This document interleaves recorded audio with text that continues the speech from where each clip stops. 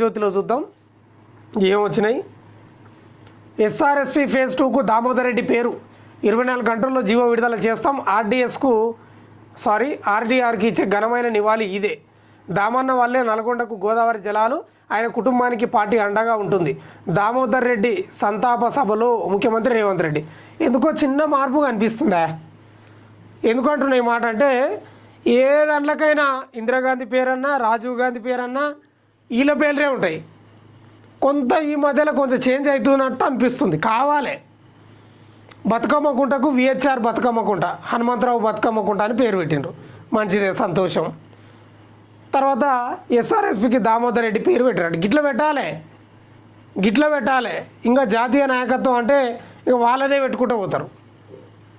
రాహుల్ గాంధీ, సోనియా గాంధీ, ఇందిరాగాంధీ, ఇంకేముంది రాజీవ్ గాంధీ, ఇదే ఏ దానికైనా అదే.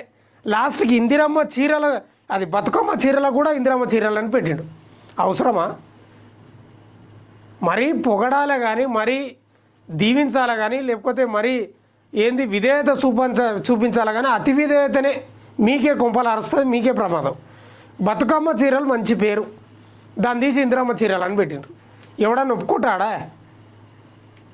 అసలు ఇందిరమ్మకు ఆ చీరలకు ఏం సంబంధము? ఆ పండుగకి ఏం సంబంధము? బతుకమ్మ అంటే ఏమన్నా పేటెంటా? ఎవరి హక్కు అది? తెలంగాణ ప్రజల హక్కు అది. బతుకమ్మ చీరలు పెట్టకుండా ఇందిరమ్మ చీరలు అని పెట్టిండ్రు.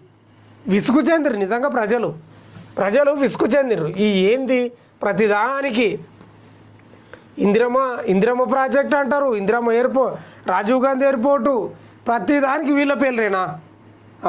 శ్రీరామ్ సాగర్ ప్రాజెక్టు ఫేజ్ 2కు దివంగత మాజీ మంత్రి రామరెడ్డి దామోదర్ రెడ్డి అంటే ఆర్డీఆర్ పేరు పెడతామని సీఎం రేవంత్ రెడ్డి ప్రకటించారు. ఇదే ఆయనకు ఇచ్చే ఘనమైన నివాళని అన్నారు. ఆదివారం దామోదర్ రెడ్డి దశదిన కర్మ సందర్భంగా సూర్యాపేట జిల్లా తుంగతుర్తిలో జరిగిన సంతాప సభకు సీఎం హాజరై మాట్లాడినట్ట. తుంగతుర్తి, సూర్యాపేట ప్రాంతాల్లో నీటి సౌకర్యం లేక ఎడారిగా మారే ప్రమాదం ఉందని, ప్రజలకు నివాస యోగ్యం కాదని ప్రపంచ ఆరోగ్య సంస్థ నివేదిక ఇచ్చిందని, దాంతో దామోదర్ రెడ్డి ఈ ప్రాంతానికి గోదావరి జలాలు తీసుకువచ్చి సస్యశ్యామలం చేయాలన్న ఆలోచన చేశారని తెలిపిండట. సరే, ఇంకా మంచిదే, పెట్టుకోండి.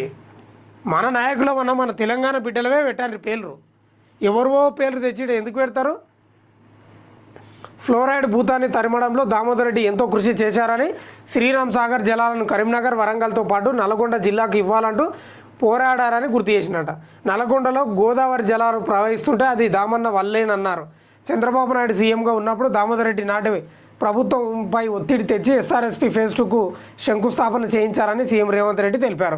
అనంతరం వైఎస్ రాజశేఖర రెడ్డి అధికారంలోకి వచ్చాక ఆయన క్యాబినెట్లో మంత్రిగా ఉన్న దామోదర్ రెడ్డి వైఎస్ఆర్పై ఒత్తిడి తెచ్చి కాలువల నిర్మాణం పూర్తి చేయించారని పేర్కొన్నారట.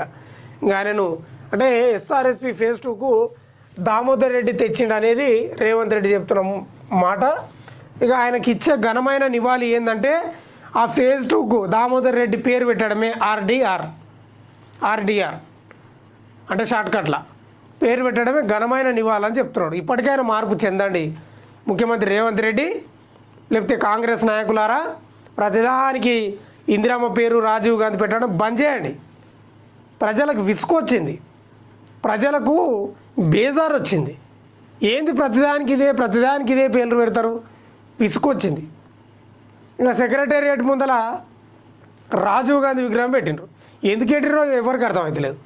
అసలు తెలంగాణ ఏర్పడడానికి రాజీవ్ గాంధీకి ఏం సంబంధం అర్థం కాలే. సోనియా గాంధీది పెట్టిన అంటే బతికుంది కాబట్టి పెట్టొద్దేమో. సోనియా గాంధీ విగ్రహం పెట్టిన ఓ అర్థం ఉంటుంది. ఎందుకంటే ఆమెనే తెలంగాణ ఇచ్చింది కాబట్టి ఆమె విగ్రహం పెట్టినా ఓ అర్థం ఉంటుంది. సరే, ఆమె బతుకుంది కాబట్టి ఇప్పుడు పెట్టొద్దేమో, కానీ ఆమె విగ్రహం పెట్టినా ఓ అర్థం ఉంటుంది భవిష్యత్తులో అయినా సరే. రాజీవ్ గాంధీ విగ్రహం ఎందుకు పెట్టినా అర్థం కాలేదు.